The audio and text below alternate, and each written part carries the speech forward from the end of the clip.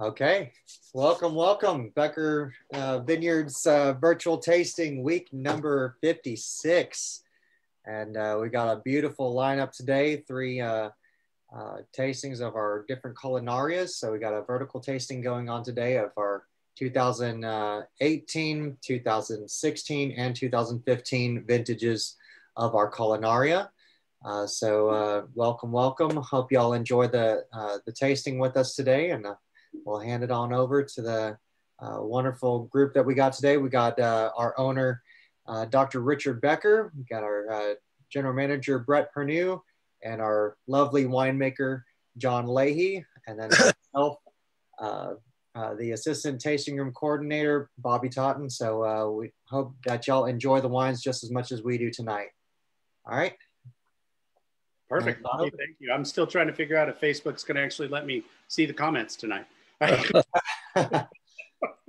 Yeah, so for those of you that's joining our Culinaria, this wine we make for the Culinaria Festival in San Antonio. And before we get really deep into that, I'm going to turn it over to Dr. Becker. And Doc, if you'd like to say a couple of words of introduction, and we'll yes, I guess a sad note. I was talking to the chief medical officer of the hospital where my office is, Metropolitan Methodist in San Antonio, and the COVID cases are spiking, admissions are spiking, and this time it's younger people, and lots of folks in their 20s and 30s and 40s now being admitted. One of the things that's happened with COVID is that the more infectious variants from England and Africa, South Africa, have arrived, and so just more reason for getting the vaccine and continue to do things we do. I think being outside with a mask off is fine, but I think we need to keep all the sanitation measures in place.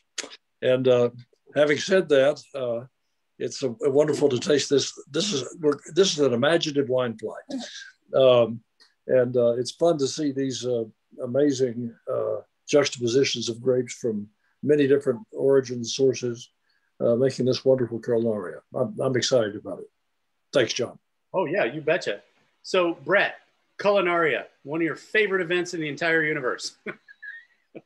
I love all the aspects of it, except the big joke at the winery is the rosé tasting that we host is always during a really, really busy time at the winery. It's kind of, we're in the thick of harvest, and it is an amazing event. It's just sometimes hard to go. It's always good to go drink rosé during harvest, but that event is one that it's just in our go time. But I think it's an awesome thing that we do. And we've done it for a long time. I'm just sitting here going over, trying to read through these spreadsheets because these blends are so deep on different wines and different things. So this ought to be fun to try to get through each one of these and kind of talk about, why we did what we did with this. I guess, John, you probably have the best job when it comes to making this wine because you get to go to that big barrel room and pull anything out of those barrels you want. So that ought to be pretty fun. Oh yeah, I absolutely love it. And the blends tonight I think are going to be great because they two of them have some Zinfandel, one of them doesn't, but they're also all completely different. And this is one of the few that changes dramatically year to year. And yet we've managed to, I guess, knock on wood, managed to make a pretty good wine every year. And it has the following that it does. I will never forget back in 2015 to 2016, we were getting ready to pull out the 2016 for weeks beforehand because we didn't release it until May every year in conjunction with the upcoming festival. And people were just hounding everyone. When's the new Culinaria coming out? When's the Culinaria coming out?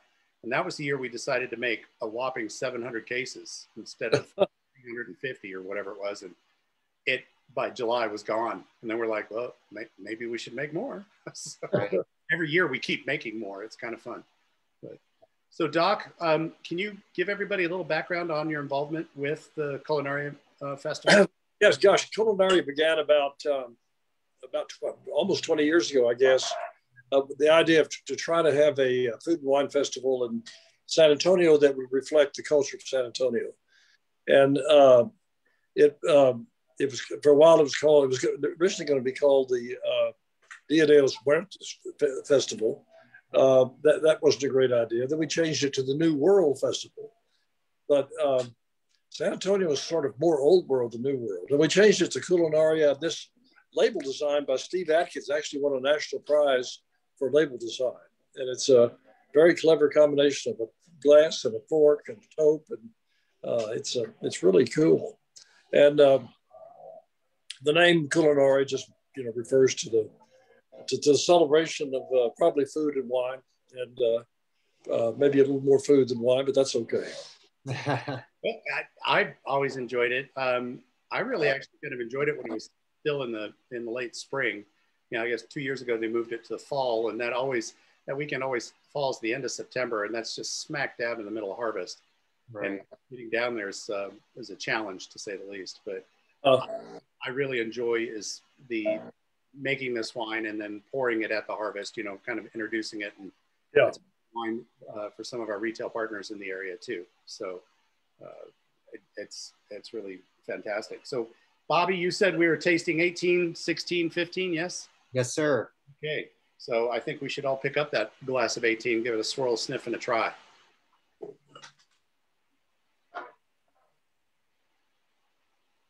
So Bobby, why don't you lead us off with your sensory evaluation?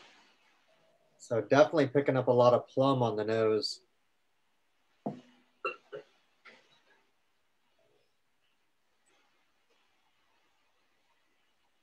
little bit of almost like a licorice or an anise, like on the nose as well.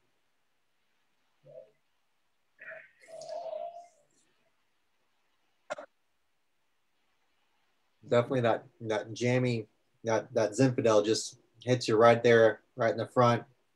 That plumminess, kind of some tart cherry in there, and follows up with a little bit of that hint of anise and some tobacco on the finish, but just beautiful wine. Brett, I'm assuming, have you tasted the 18? The Zen, I guess, definitely, and I think the Dolcetto in this are coming out big time. I get like Bing cherry is kind of what I'm getting the most of, I think. Right. And again, Bing cherry on a nice wood, a wood palette, Yeah. I was looking at the blend on this, and it's very extensive, but at the same time, these barrels that you use, John, this new report that we have down here is the barrel program. And I think it's interesting that about 53% new oak, and then the rest of it is second use or neutral. Right. And again, I think it's very balanced in the fact that the cherry or the fruit notes are still there, but that definite soft wood note is there with those different barrels. Well, I liked it. Yeah. So we did this. This turned out to have a lot more new oak in it than we normally do on any given blend. But I can't fault the idea here behind it. Was a lot of it's American. Only 7% of that was French oak. So overall, so of that 53% new oak, a very small minority of it was French. You can really tell why American oak has come in favor in the American winemaking theater. It's just the beautiful vanilla notes. I think it also, American oak, when it's toasted and aged correctly, really helps rectify some of these tannins on these bolder varietals too, like the Mourvedre and certainly on Zins and Cabernets. So Doc, what are you getting on your for your sensory on this 2018? Raspberry, plum, a lot of Bobby's assessment, pear, and just we have three famous fruit-forward grapes: Zen, Dolcetto, and Barbera, and it's really this is really a nice way to capture them together. And I think as we taste backwards on the 2016, 2015, we're going to see how nicely this ages. This is going to be just wonderful each year for the next 10 years, in my opinion. It'll be darker, richer, even more integrated, and right. Be fun to look forward to. Does anybody get anything close to cinnamon in here or brown spice? Yeah, definitely get that. When I get that or black cherry edge, like Brett was talking about, but I also get that overlaid with a little bit of spice. Uh-huh. Right. I find very interesting. I also find very interesting this is 14.9% alcohol. And it, I thought it was a lot less when I first tasted it. There was a light amount of heat, I guess, on the back palate, but not as much as I would think for something that's almost 15%. Right. Yeah. That is pretty tasty. So, Culinaria, Brett, you touched on the Rambling Rosé. The events, which Rambling Rosé kind of brought it up, the events throughout the year. So, and I am sorry, I cannot remember. We do restaurant weeks or weekends as well in San Antonio for this. What does it benefit? What does Culinaria benefit? Culinaria benefits the food bank. It benefits education and training of chefs, and the local school for the culinary school, all those things. It's not for profit, and at the end of the day, all the little profit that we make goes in those directions. Well, I absolutely love the fact that a lot of these guys that we've got to deal with, the chefs that we've had, they're all John Beard award-winning chefs. I mean, there seems to be an inordinately large amount of them living and working in San Antonio. Yeah. When I first moved to Texas, I did not think San Antonio was the food center that it is. Discovering it has been kind of fun. Which brings me to the other point. I was very nervous the first time I had to make this, and you're like, so pair with the foods of San Antonio. Like, pair with the foods of Europe. Could we narrow it down a little bit? Right. So let's talk about that a little bit. When you say San Antonio cuisine, what do you guys think of? I think I love the standard Mexican platter at any of the great Mexican restaurants in San Antonio. And so with enchiladas, with tamales, this wine I think would be great. Brief beans and guacamole, just can't beat it. Okay, what does Tex-Mex mean to you guys? What does Tex-Mex mean? I know what Mexican food is, but I always hear Tex-Mex. What does that mean food-wise? That's what I just described. Okay. It's nothing more complicated than that? Well, I'm sure the chefs would have a different opinion, but that's... because like Johnny Hernandez. His food is anything but simple, and it's brilliantly. Well, it's really the street food of Mexico. It's different from Tex-Mex. Right. So, Brett, what are your opinions on what is Texas cuisine in San Antonio versus Tex-Mex? Well, I don't know. I think that we don't get to San Antonio that much, right? But you have an idea of Mexican food, and then also there's so many other varieties of food down there. I mean, I think that I've been down there and had dinners with Dr. Becker that are these incredible French chefs, and I think again in the metropolitan area you have such a wide range, but at the same time, I also think about steakhouses that are good down there and that sort of thing. So, but again, the Tex-Mex version of where like John came from, the Californiaites, right? Right. He would go to the food places that we would go to here that think that they were good Tex-Mex, and he's like, I don't know what this is. And I think again, being in Napa, you probably had more of like the food truck style foods that like when we've gone there and you go to one of the food trucks that are outside that the vineyard workers go get food from, that's pretty authentic, it's what we grew up on too. I mean, I did not know, like Jody and I were talking, my wife and I were talking, fish tacos. I thought fish tacos were pretty normal, and she's like, I was in college before I knew. She's like, a taco with fish in it? I'm like, but it's the Baja style of food, which is different than the central part of the country of Mexico, or even the north central part, and then you've got Oaxaca in the south. You got Yucatan influence. So going into San Antonio, I found a lot of really interesting food. But one of my favorite things I found was the Hotel Havana down there in downtown. It's an old hotel.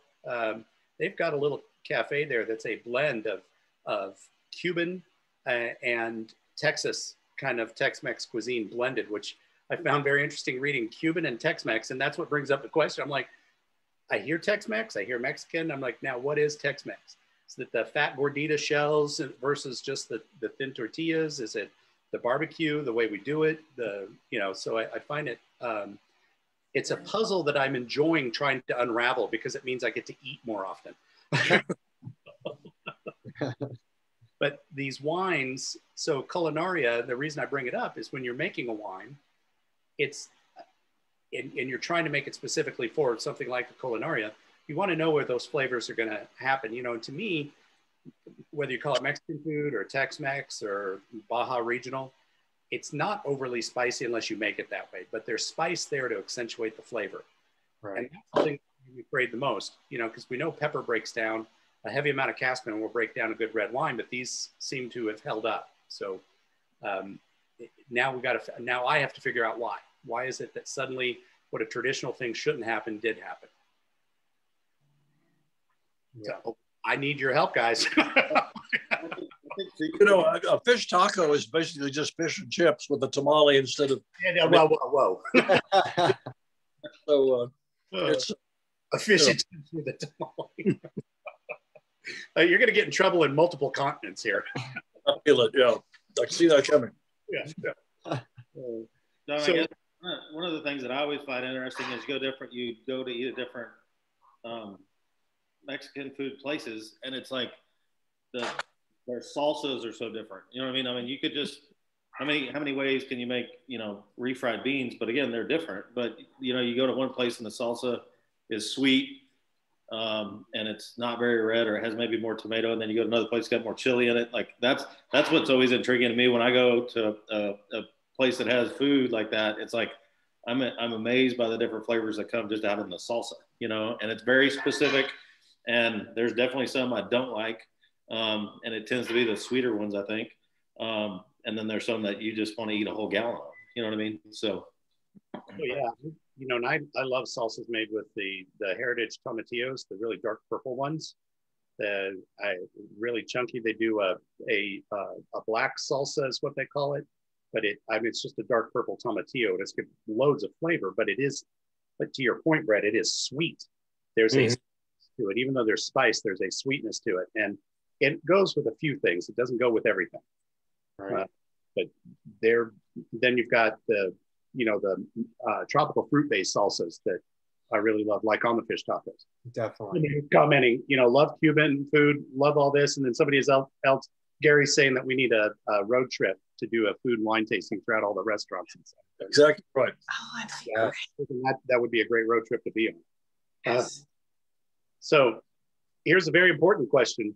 Hard shell or soft shell for tacos? Soft. Brett, I think we don't really have any questions about the 18. Brett, you want to lead us off on the 16? Okay. I think one of the things that always amazed me about this wine, John, is talking about the food, is how many different foods that these wines will go well with. Yeah. This is a wine that if we're at the house and we're having, you could have 20 different or 30 different dishes and it would go good with this. So if I'm struggling for finding something maybe to go with something, I always grab the Culinaria, just because I think it is so easy to pair food with. It goes great with cheese. It goes great with the first course, second course, third course. That's a lot of talk. If I could taste this, but well, but this I like this because the 16 leads off with Barbera as its main varietal. Which is different than the main varietals for the other two. Very different, yeah. So, Doc, what do you think of the 16? I love it. I love the depth on the palate. It's really it's going in the direction of an aged Italian Barbera or Dolcetto, or and it's 5 years old. Right. Wait till it's 10 years old. It's the richness that really lights me up. And yeah, I'm sorry. No, go ahead. But I'm just saying I think it's when I tasted this, I said, God, if we can make this with this combination of grapes, this is just unbelievable. Bobby, did this win some gold medals in San Francisco? How'd the 16 do? Yes, sir. So with the 16,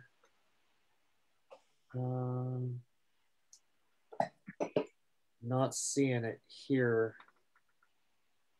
on this one. I see for the 15, it got silver at San Francisco International Wine Competition. Well, I know this one went out. I know we got something there on the 16. I thought this got a gold medal. I believe it did. Yeah, I believe it did. I'm trying to look it up here real quick. But I want to draw, okay, I want to draw everybody's attention. So taste the 16 and then go back to the 18. Without cheating, Brett, which one has more residual sugar?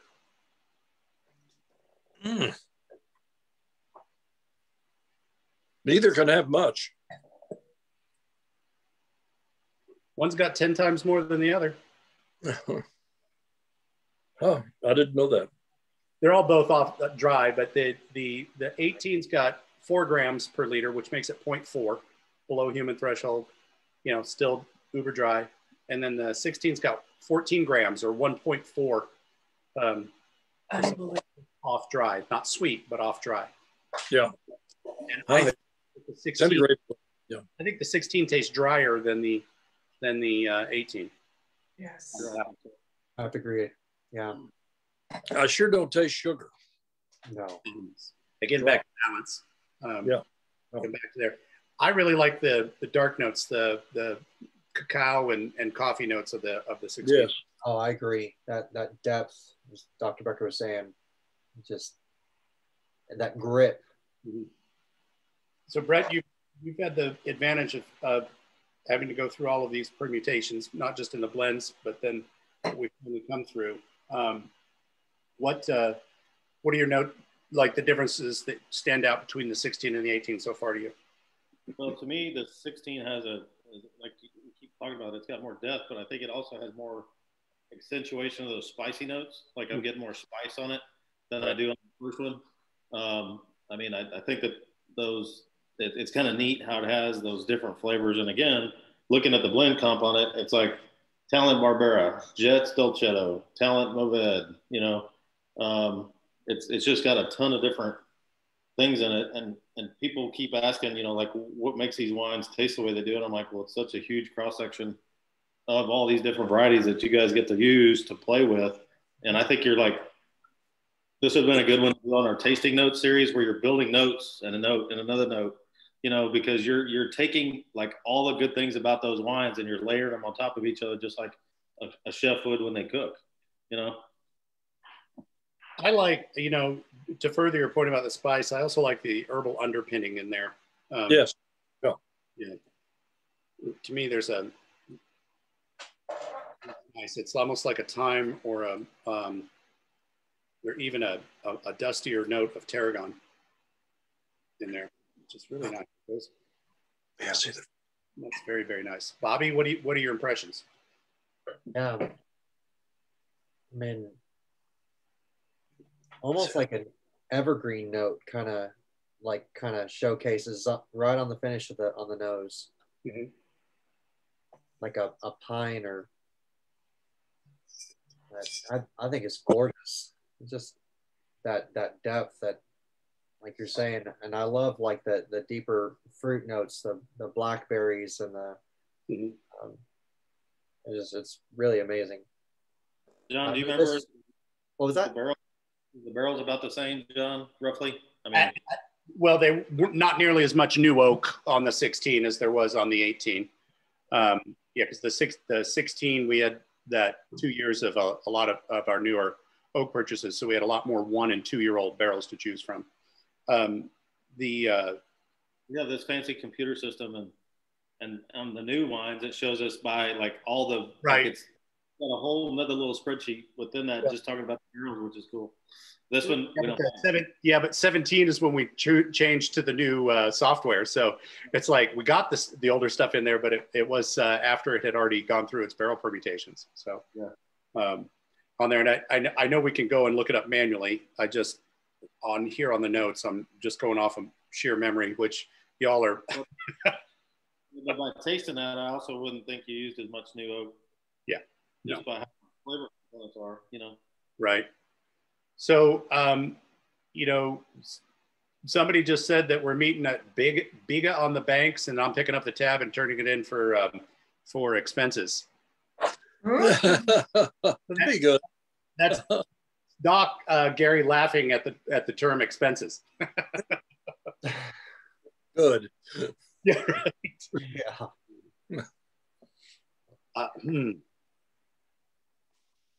You know, the more I smell this, I'm like, I really am intrigued. You know, Culinaria has turned into these Culinaria wines, not the event. The wines have turned into some really fun things. I mean, yes, the events are fun too, but to make the wine turn into some fun blends and some interesting. Every time I make a new Culinaria blend, I always throw in a ringer some wackadoodle blend, and twice the wackadoodle blend was chosen.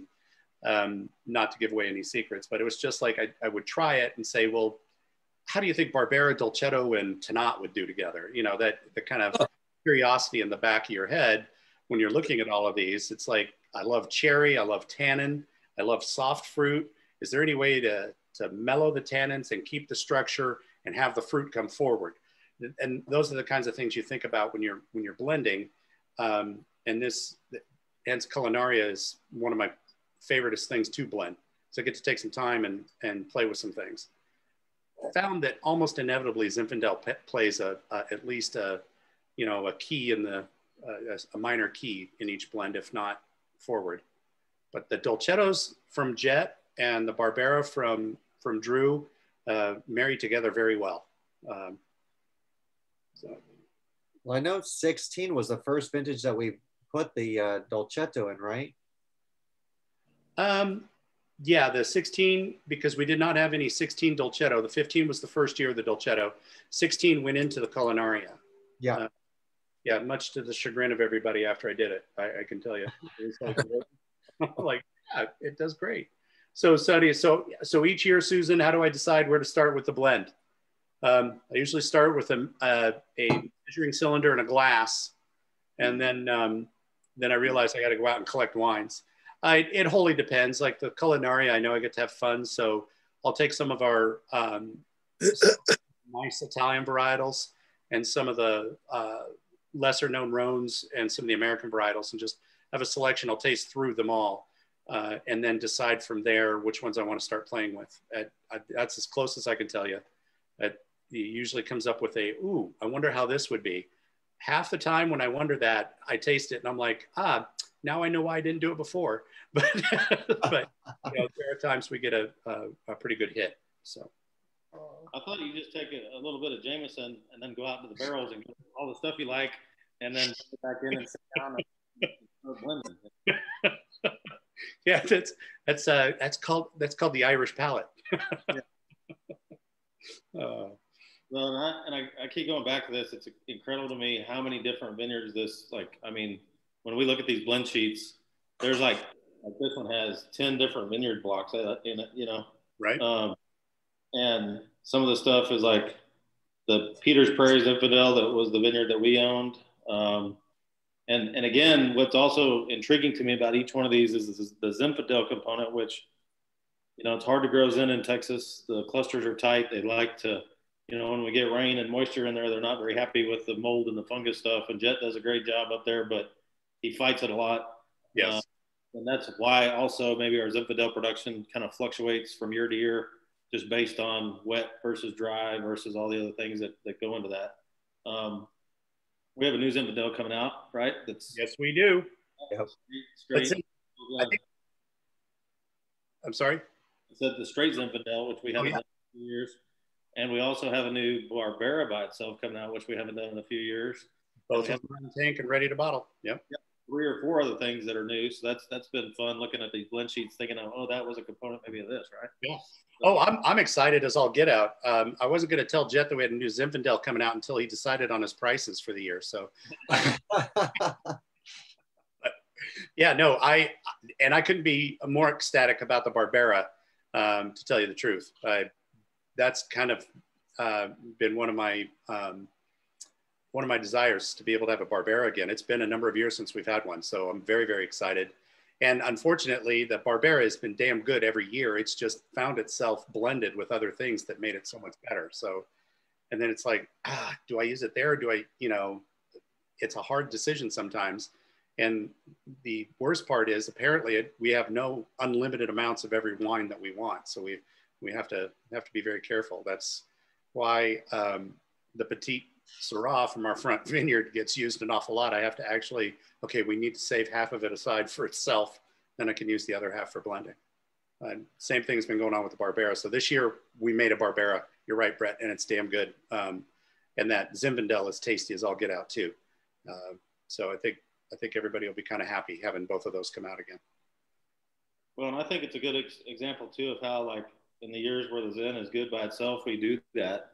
And then in other years, it's not like it's all just junk. It's just a matter of it fits better with something else. Right. Like you said, too, some years it's so good we just make it all as that one thing.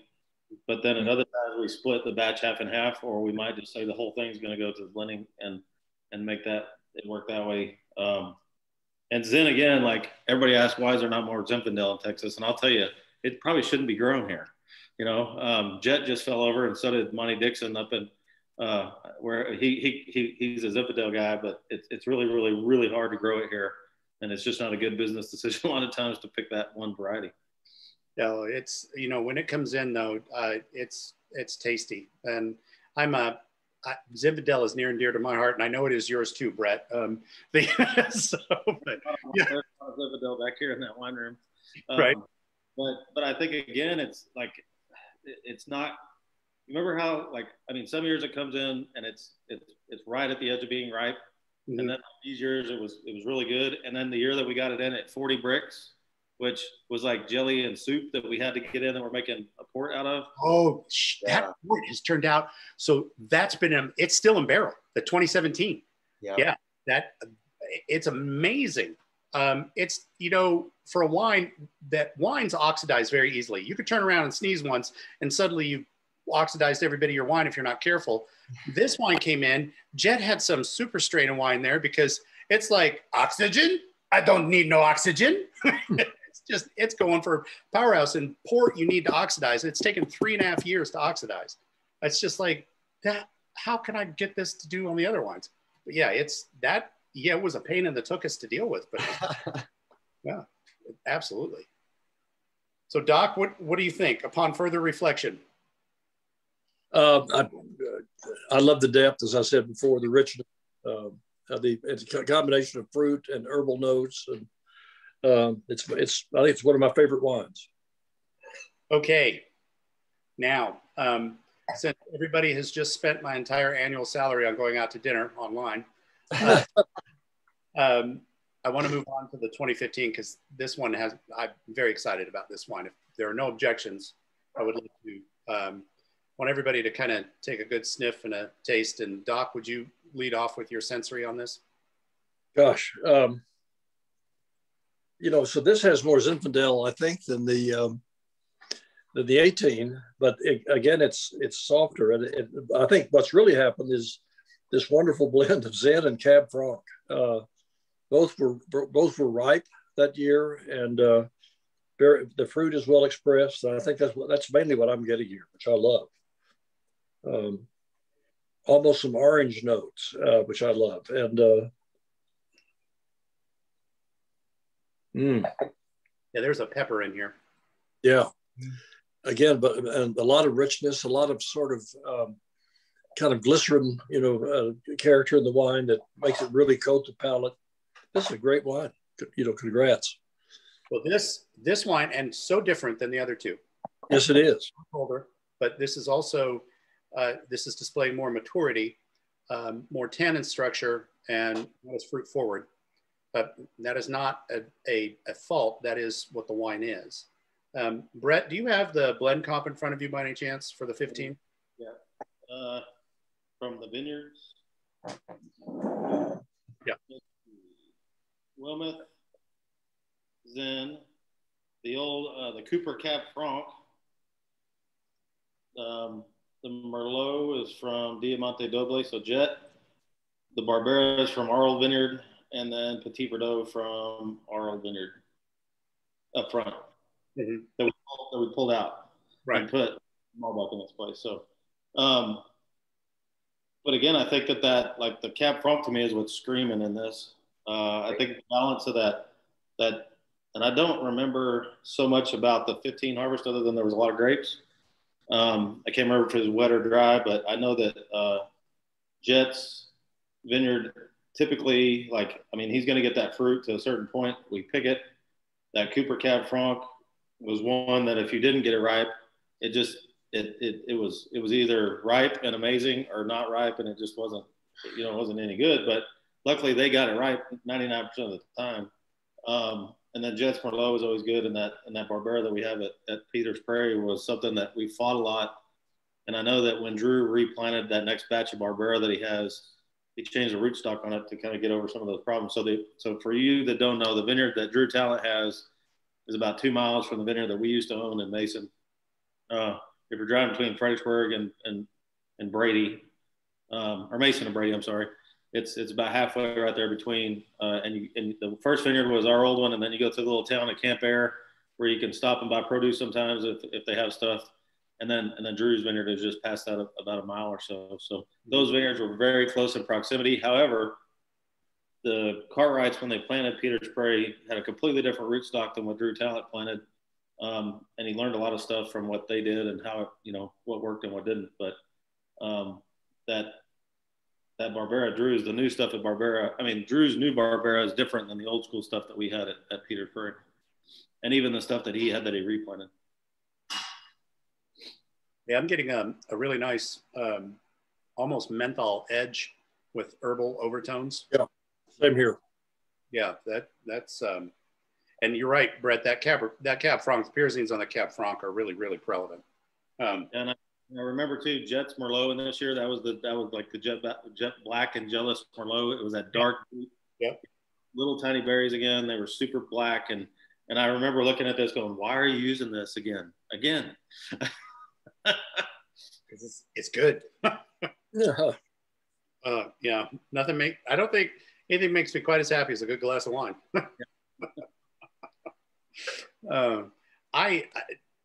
This has been very exciting. Of all of the programs that we do, I absolutely love our cab programs, our single vineyard cab programs. But the Culinaria program has been an absolute joy to be able to build every year.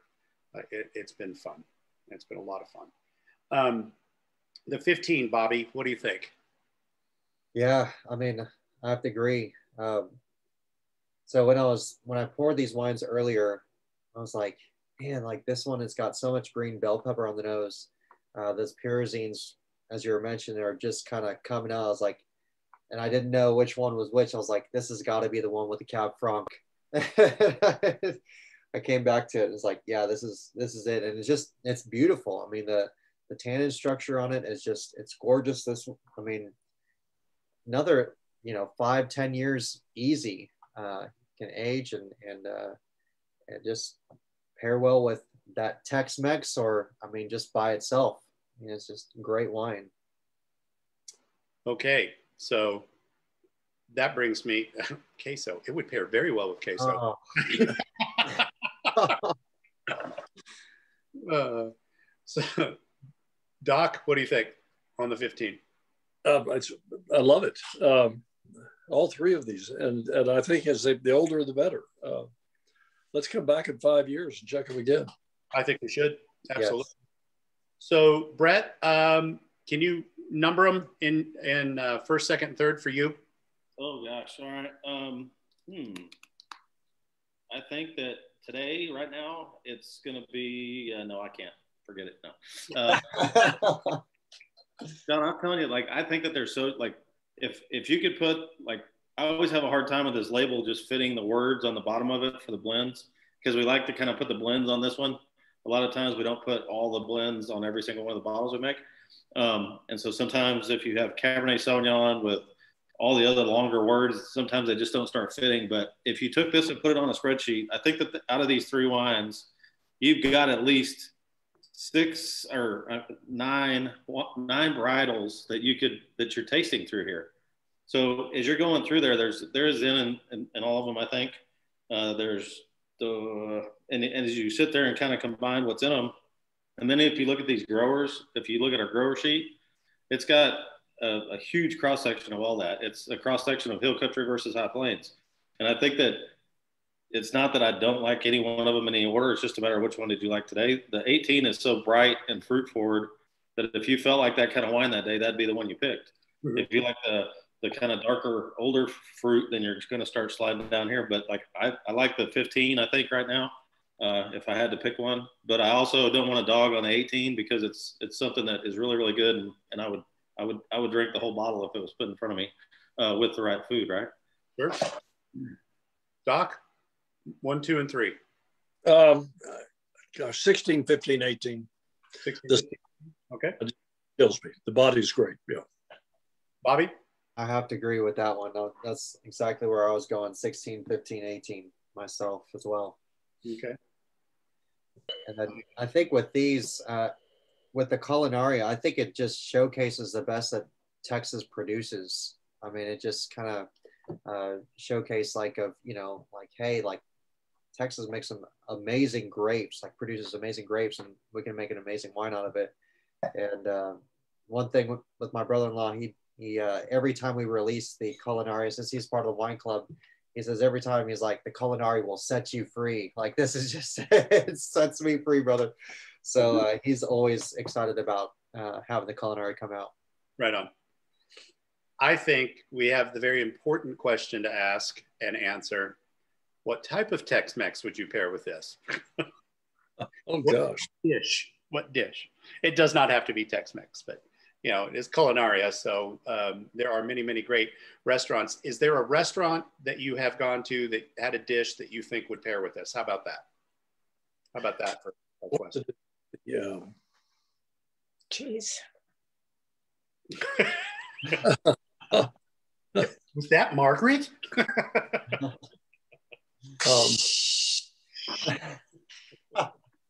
What order that has the mole?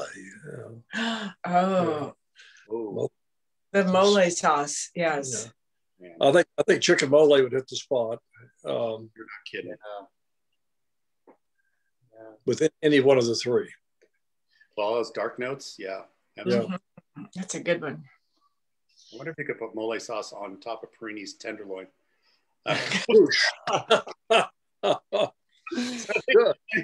Brett's gonna fire me tomorrow morning. I was going to say tenderloin tacos, but you just took it. You know what I mean? What? You were going to say tenderloin tacos?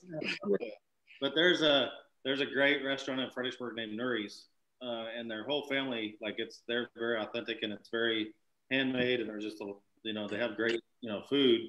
And when Nuri's mother makes mole, people like they can't let anybody know because there'd be an hour-long wait for lunch in Fredericksburg, and people get mad about that, right? But I happened on it one day. We went in there and had lunch, and they're like, they have the mole. And I'm like, why is this a big deal?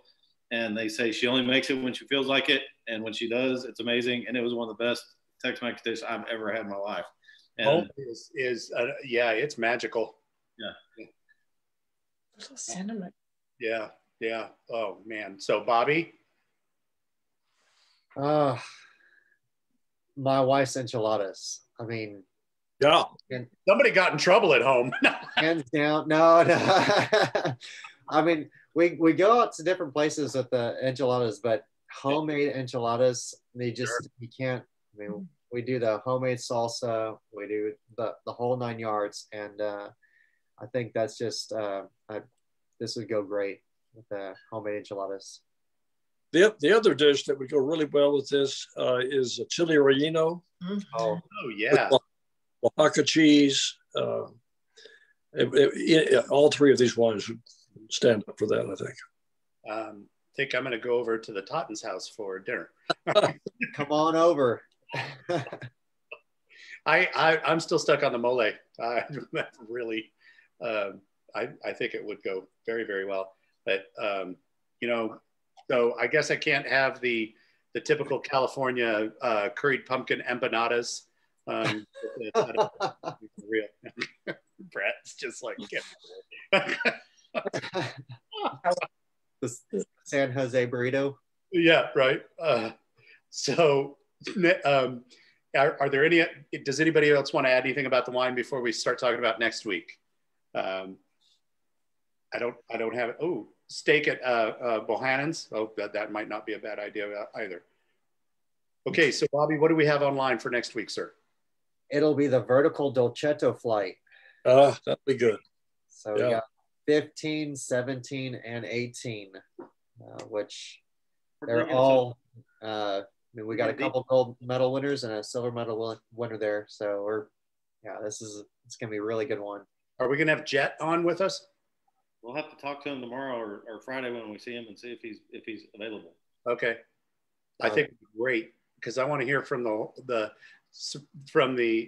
directly from the man himself about how he doesn't call at 3 o'clock in the morning. Talking about. Yeah, exactly. I just think it's funny that he and Doc decided, and then we ended up. I'm like, I open up the truck and we end up with Dolcetto. I thought that was kind of cool. Like, what? Wait a minute. No comment. Yeah, right. Brett, anything further to add? Anything watch the weather, people. Watching my radar. Yeah, I can hear the rumbling outside right now. Get your cars under. Hopefully the vines will make it through the night with no hail. We got the grapes that we got through the freeze and all the other things that are on the vines. So hopefully tonight there will be no hail. You bet. We'll take the rain all day, but not the other stuff. Exactly. Okay, so next week is Dolcetto. If there's nothing else, I'm kind of looking forward to next week. I am looking at my glass of 15. Here's everybody, and wish them a very safe and wonderful week, a good glass of wine, and thank you again for allowing us into your living rooms for an hour. We'll see you next week. Thank you, John. Cheers. Thanks. Thank you.